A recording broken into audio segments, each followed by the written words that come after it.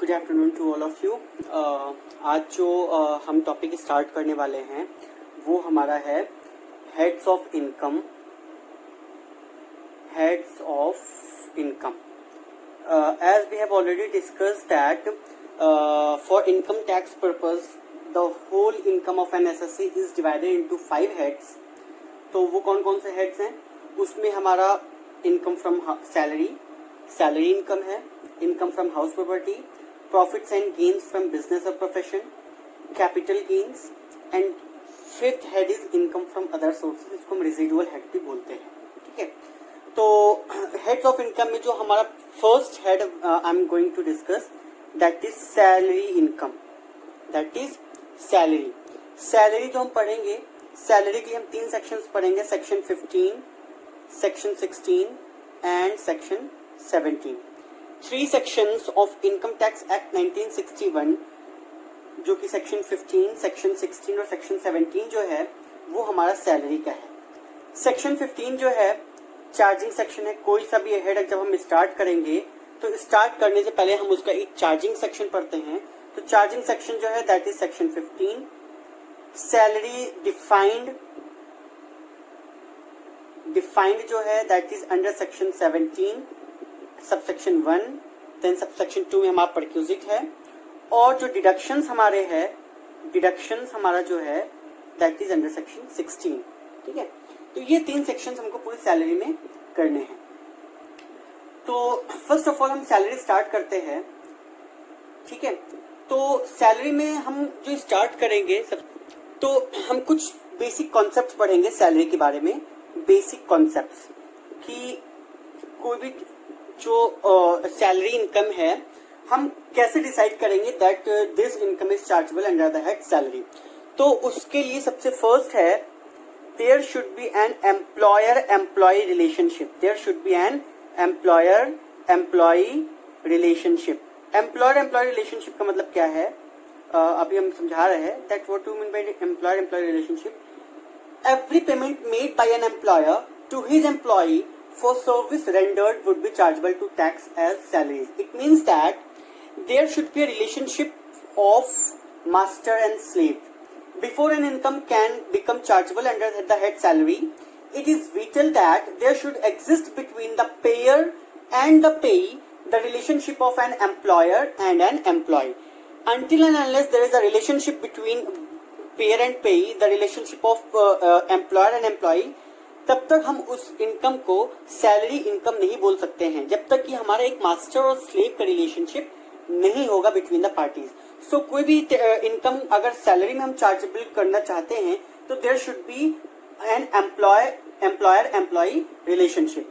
Second point है that full time और part time employment. Full time और part time employment. Part time employment इसका क्या मतलब है? It means that from salary point of view, there is no any difference between part-time and full-time employment. Once the relationship of employer and employee exists, the income is to be charged under the head salaries. It doesn't matter whether the employee is full-time employee or a part-time employee. Both the employees are same under this act. चाहे वो full-time employee हो, चाहे वो part-time employee हो, there is no any difference between full-time and part-time employee. Now, third point is foregoing of salary. Foregoing of salary. Foregoing of salary. It means that once a salary accrues, the subsequent favor by employee does not absolve him from liability to income tax. It means that once a salary becomes due and received, further foregoing of salary is simply treated as an application of salary. Such waiver is only an application and hence chargeable to tax. उस पे हम tax हम save नहीं कर सकते हैं। Suppose that हमने अपनी सैलरी कहीं फॉरगॉन कर दी किसी चैरिटेबल इंस्टीट्यूशन में या हमने डोनेट कर दी, तो it means that we are simply applying our salary. It is simply an application of salary and it is chargeable to tax. Fourth is your surrender of salary. Surrender of salary. Surrender of salary मतलब क्या है? However, if an employee surrenders his salary rather than foregoing to the central government under section 2 of the voluntary surrender of salaries act 1961, the salary so surrendered would be exempt while computing this his taxable income. It means that अगर हम अपनी salary को in favour of, हम central government के favour में या central government surrender करते हैं to the central government under section 2 of the voluntary surrender of salaries act 1961, तो उस केस में वो इनकम जो है हमारी, वो सैलरी इनकम जो है that will be accepted from tax. ठीक है, तो ये सारे पॉइंट्स हैं. Place of accrual of salary, place of accrual of salary section 9 हमने पढ़ा है कि under section 9 subsection 1 clause 2 salary earned in India is deemed to accrue or arise in India even if it is paid outside India or it is paid or payable after the contract of employment in India comes to an end. इसका क्या मतलब है कि जो place of accrual है, if salary is earned in India, it is immaterial कि वो कहाँ पे रिसीव हो रही है, कहाँ पे पे हो रही है, doesn't matter. Once salary is earned in India, it will be deemed to be accrue or arise in India under section 9 subsection 1 clause 2. ठीक है. नाउ ये तो हमारा बेसिक कॉन्सेप्ट था. अब आते हैं बेसिस ऑफ चार्ज, जिसको हम बोलते हैं chargeable section, chargeability section. Basis of charge under section 15. Basis of charge under section 15 क्या है? Section 15 deals with the basis of charge. Salary is chargeable to tax either on due basis or on receipt basis whichever is earlier. इसका क्या मतलब है? या तो due basis पे charge होगी सैलरी, चार्जेबल टू टैक्स होगी, या तो रिसिप्ट बेसिस पे. दोनों में से whichever is earlier that would be, उसको हम पॉइंट ऑफ टैक्सेशन मानेंगे. तो salary is chargeable to tax either on due basis or on receipt basis whichever is earlier. Where any salary paid in advance. ठीक है, तो first है either on due basis, either on due basis or on receipt basis whichever is earlier. ठीक है. Second point जो हमारा है that is when any salary paid in advance is assessed in the year of payment, it cannot be subsequently brought to tax in the year in which it becomes due.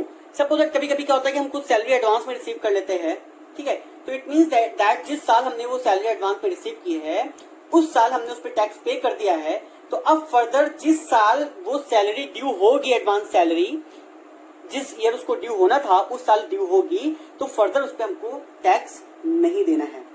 If the salary paid in arrears has already been assessed on due basis, the same cannot be tax again when it is paid. Simple सा है. ठीक है. Now meaning of salary. Meaning of salary for income tax purpose, the inclusive definition of salary is given under section 17 subsection 1. The inclusive definition of the salary is given under section 17 subsection 1 of Income Tax Act 1961. तो inclusive definition में क्या है? Salary under section 17 subsection 1 includes, it includes, देखो क्या क्या चीज include करती हैं.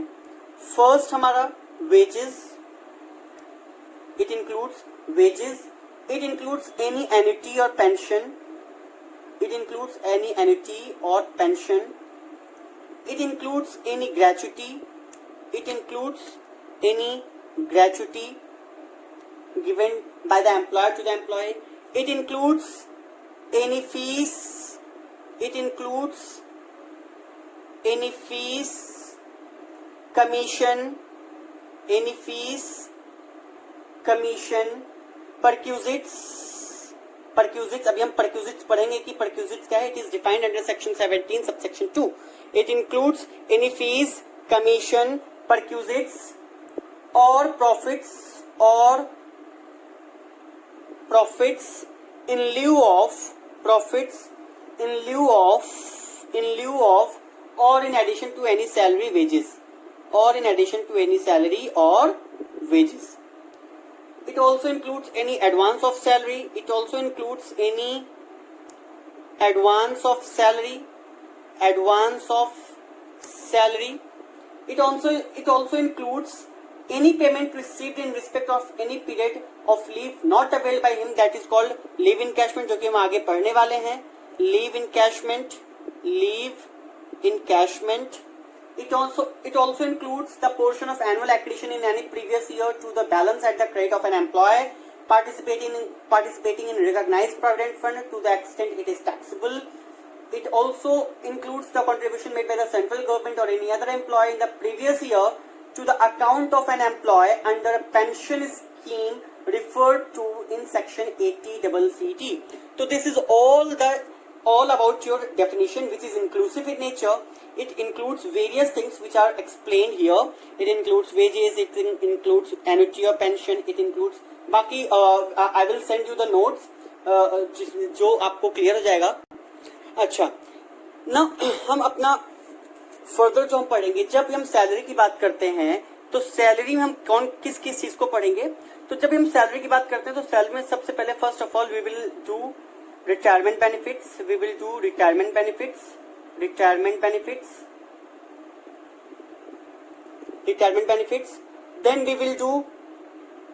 बेनिफिट्स के बाद then we will do allowances. Further we will do perquisites. ये तीन चीज डिटेल में हमको करनी है. Broadly the whole chapter of salaries divided into 3 parts. Retirement benefits हम पहले करेंगे. रिटायरमेंट बेनिफिट्स में there various things like gratuity है, पेंशन है, इनकैशमेंट ऑफ अर्न लीव्स है, वेरियस थिंग्स आर देयर जिसको हम करेंगे अंडर डिफरेंट सेक्शंस.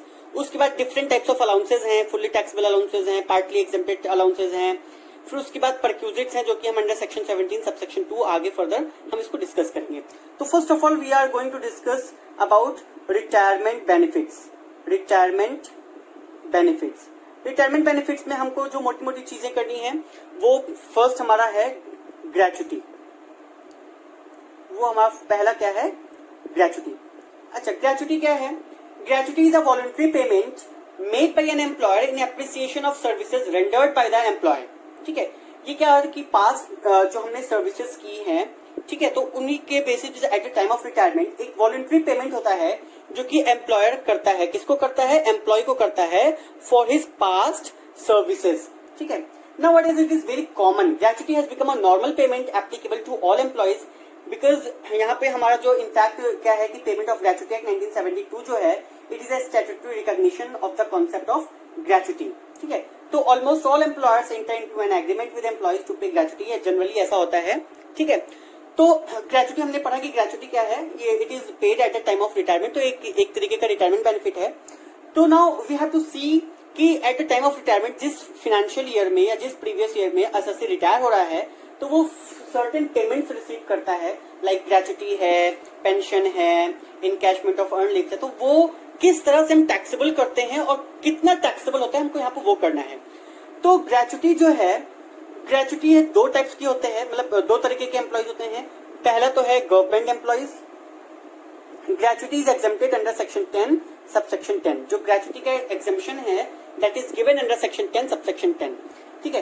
तो first of all government employees के लिए, गवर्नमेंट एम्प्लॉयज इधर सेंट्रल गवर्नमेंट और स्टेट गवर्नमेंट और एनी गवर्नमेंट एम्प्लॉयज, ठीक है, तो या लोकल अथॉरिटी एम्प्लॉयज हैं, तो इन that case any death cum retirement gratuity is fully exempt. For government employees it is fully exempt. ठीक है. फर्दर नॉन गवर्नमेंट एम्प्लॉयज, ठीक है, फर्दर नॉन गवर्नमेंट एम्प्लॉयज में भी देयर इज फर्दर 2 कैटेगरीज. पहला है कवर्ड अंडर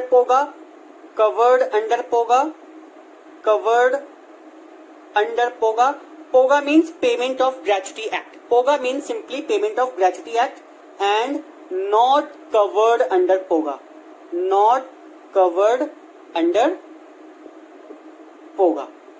ठीक है, not covered under POGA. Covered under POGA में हम पहले पढ़ेंगे. फर्स्ट है कवर्ड अंडर पोगा. तो any death cum retirement gratuity which is received by any employee who is covered under the payment of gratuity act. In that case, there are 3 limits which we have to calculate.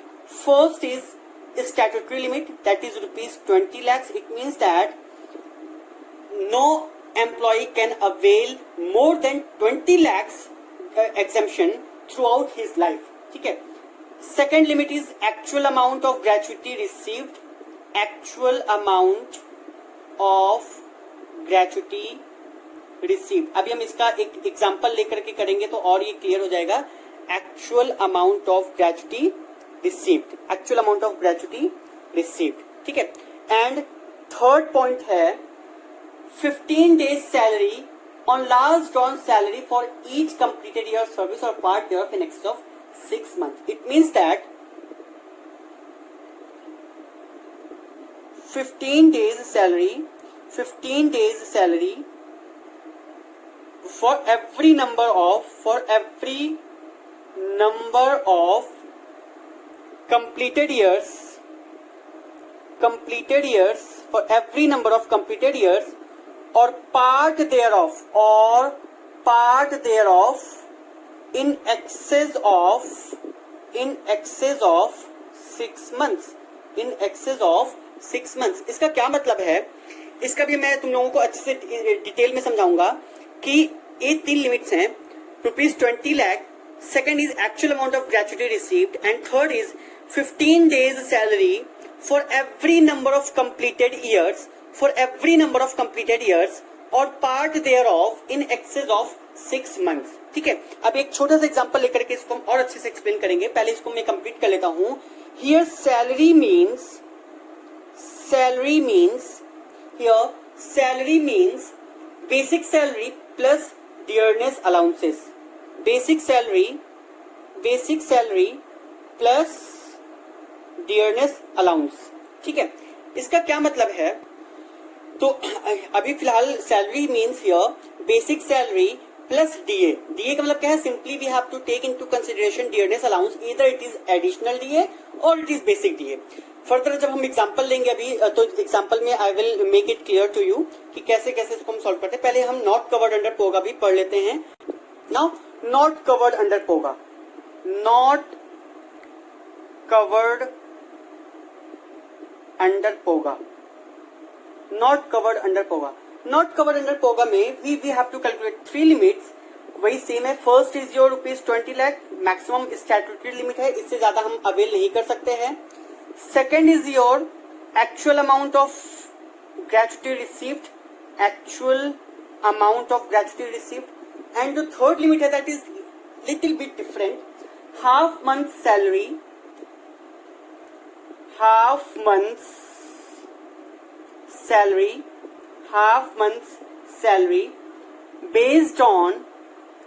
based on last 10 months average salary, based on 10 months last 10 months average salary immediately preceding the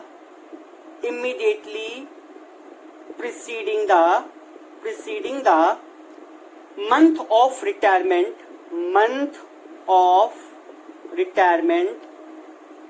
or death for every number of completed years only। वहां पे हमने क्या पढ़ा था,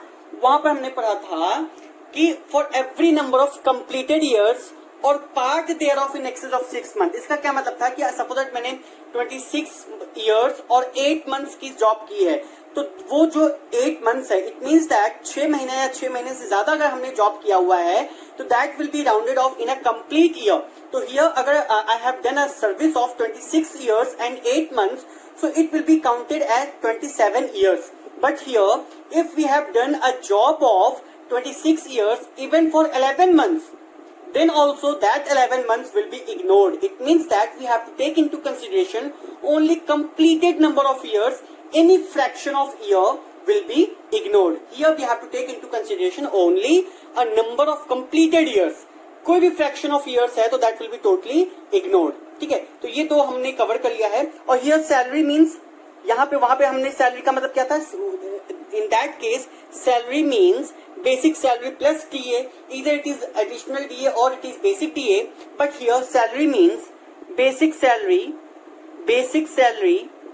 plus basic DA plus commission given on percentage basis, percentage basis. तो यहाँ पे हमने सैलरी का क्या मतलब पढ़ा कि salary means basic salary plus basic DA. अच्छा, बेसिक डीए क्या होता है?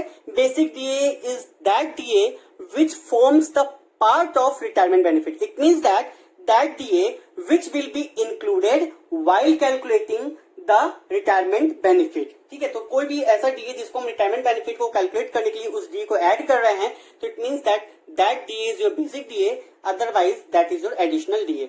सो लेट्स टेक एन एग्जांपल जिसमें हम दोनों केसेस को अच्छे से क्लियर कर सकेंगे। एग्जांपल हम क्या लेते हैं? Suppose that mister S R के, ठीक है, मिस्टर एस आर के retired on 15th June 2019. It means that in the previous year he is getting retired after completion of a service 26 years and 8 months. कितने साल की service उसने? 26 साल 8 महीने की सर्विस उसने कंप्लीट की है और वो रिटायर हो गया। At the time of retirement he got a gratuity of rupees 6 lakh. Suppose that उसको 6 लाख रुपए की ग्रेचुटी ही हैज रिसीव्ड।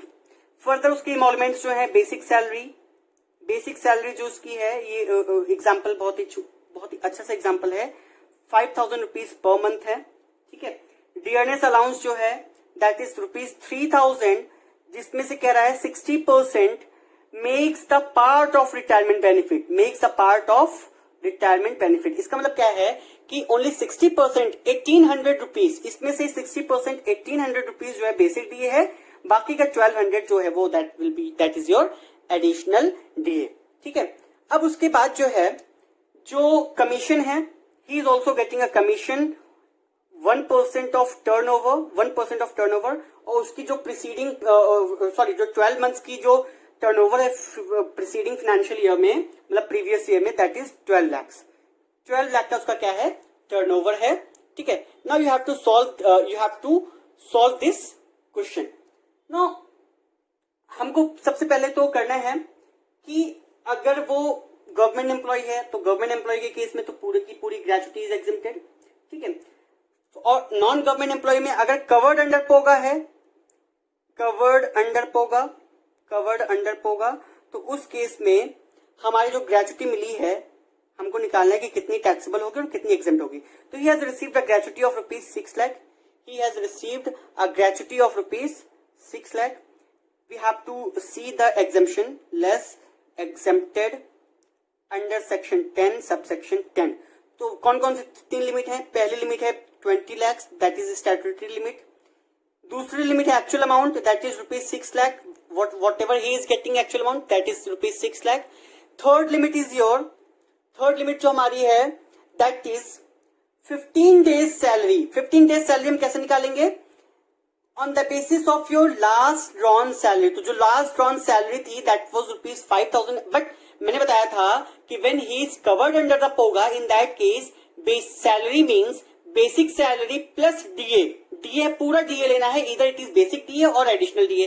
तो बेसिक सैलरी 5000 और डीए कितना है? 3000। तो उसकी जो टोटल सैलरी है that was rupees 8000 divided by 26 days. 26 days हम इसलिए लेते हैं क्योंकि महीने के 4 संडेज हम निकालते हैं, 26 वर्किंग डेज होते हैं, तो हम सिर्फ 26 डेज ही लेंगे, मल्टीप्लाइड बाय 15 डेज। तो ये हमारी क्या आ गई? 15 डेज सैलरी, हमारी 15 डेज सैलरी आ गई। Salary means basic salary plus DA, इधर इट इज बेसिक डीए और एडिशनल डीए। तो 5000 basic salary plus DA 3000, total 8000 was your salary before retirement, divided by 26 days, because 26 working days होते हैं, multiplied by 15 days salary हमने निकाल ली। For every number of completed years और part thereof in excess of 6 month. तो 26 years और 8 months की job उसने की है, तो कवर्ड अंडर पोगा में हमको उसको राउंड ऑफ करना है कंप्लीटेड ईयर्स में, if it is more than 6 month. तो यहाँ पे हमको 27 ईयर्स की जॉब उसकी मानकर चलनी है, that will be rounded in 27 years. तो हम जब इसको मल्टीप्लाई करेंगे तो सॉल्व करने पे हमारा जो आ रहा है that will be 1,24,615। So out of these three figures, 20 lakh, 6 lakh or this figure, whichever is less, that will be exempted. So first limit is 20 lakh, second limit is 6 lakh, third limit is 1,24,615. So out of these three, whichever is less, that will be exempted. So 1,24,615 will be exempted and the balance amount of rupees 4,75,385 will be taxable gratuity. So this is the gratuity when it is covered under POGA. When it is covered under POGA. Now we will do when he is not covered under POGA. Same example में हम continue करेंगे. When not covered under POGA. Not covered under POGA. When not covered under POGA. तो same उसको कितनी gratuity मिल रही है? Gratuity received is rupees 6 lakh. 6 lakh तो उसको मिली. Now we have to see, less करना है exemption, exempted under section 10 sub section 10. तो इसमें भी we have to calculate 3 limit. पहली is rupees 20 lakh, that is statutory limit. इससे ज्यादा मैक्सिमम नहीं ले सकते हैं. Second is your maximum actual amount, that is rupees 6 lakh, जो कि हमको मिला 6 lakh, that is actual amount. Third limit है जो मैंने तुमको बताई थी. Third limit was half month salary on the basis of last 10 months average salary. तो 10 मंथ उसकी एवरेज सैलरी. अच्छा, salary means basic salary plus basic DA plus commission given on percentage basis. तो बेसिक सैलरी कितनी है उसकी? Basic salary was rupees 5,000 plus basic DA 3,000 was DA. But out of that 3,000 60% question देखना, मैंने जो पीछे question दिया है दिखाया है उसमें मैंने दिखाया कि 60% makes a part of retirement benefit. इसका मतलब क्या है कि 60% इज जो बेसिक डीए. तो 1,800 इज जो basic DA plus commission given on percentage basis. Fixed amount of commission को इंक्लूड नहीं करना है सैलरी में. सैलरी में हमेशा और हमेशा हमको commission given on percentage basis को इंक्लूड करना है. तो salary means basic salary plus basic DA plus commission given on percentage basis. तो 1% of commission of rupees 12 lakh, तो 1,200 रुपीज उसका क्या हो गया?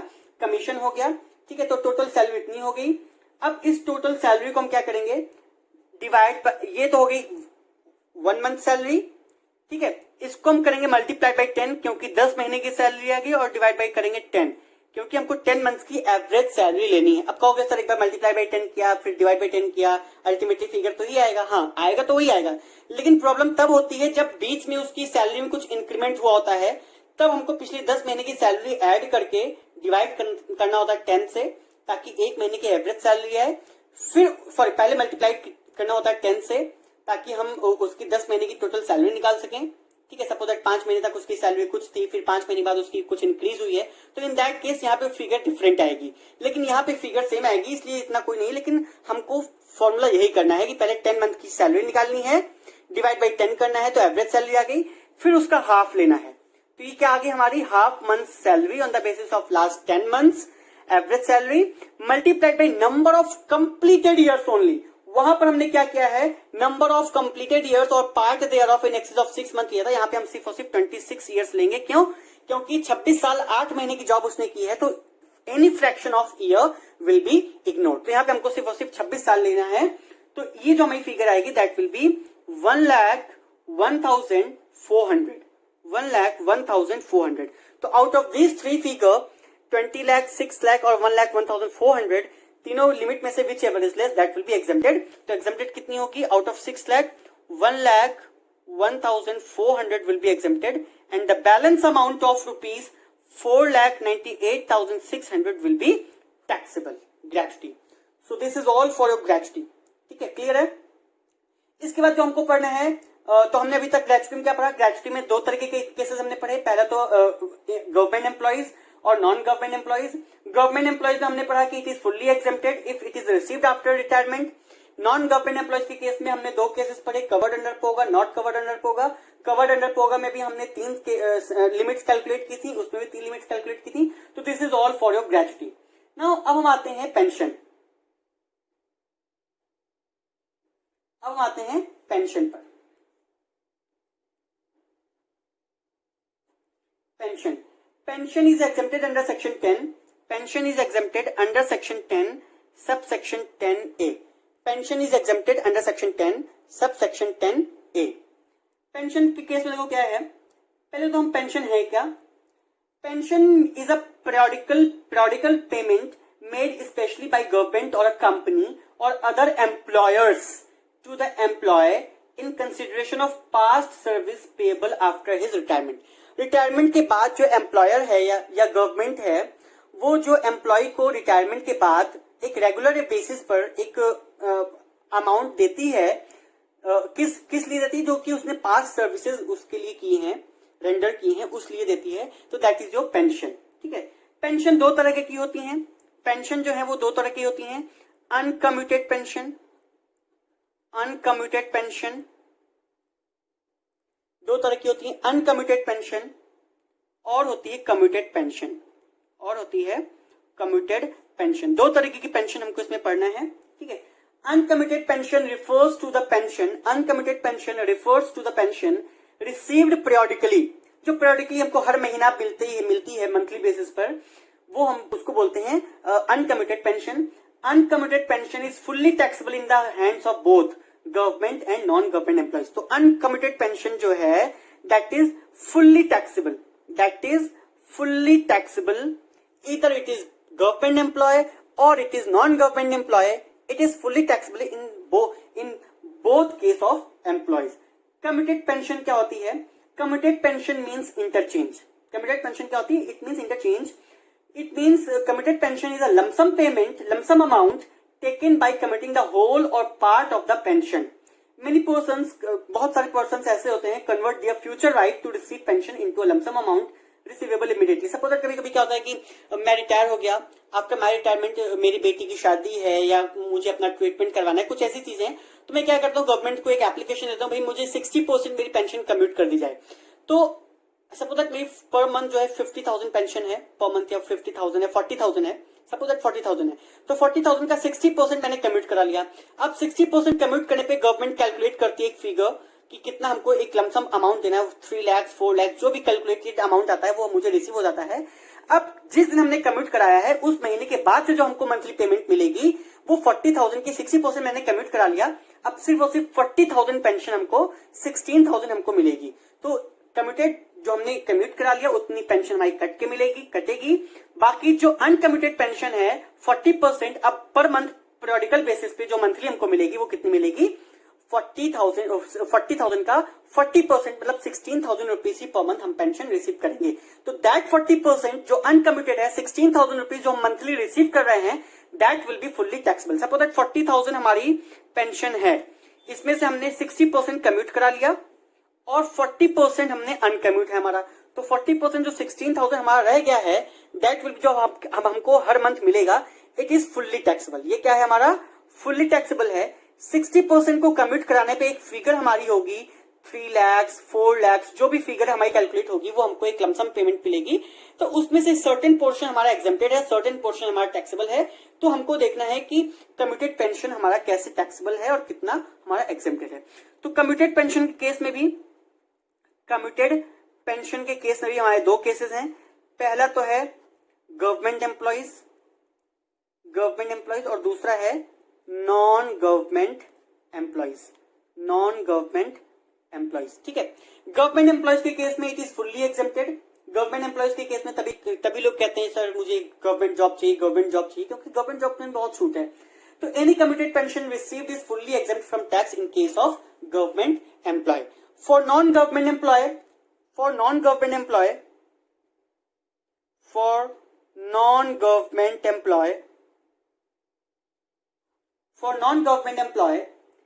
उसमें भी दो केस हैं।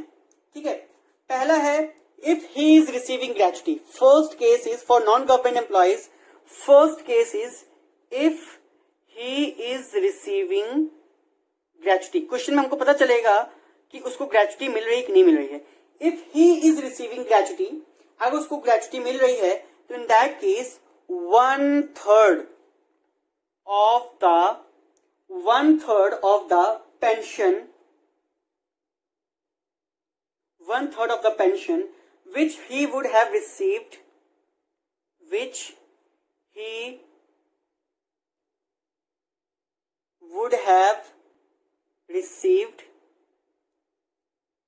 had he commuted 100% of pension, had he commuted 100% of pension। इसका मतलब क्या है, commuted value received, commuted pension received divided by percentage of commutation multiplied by 100%।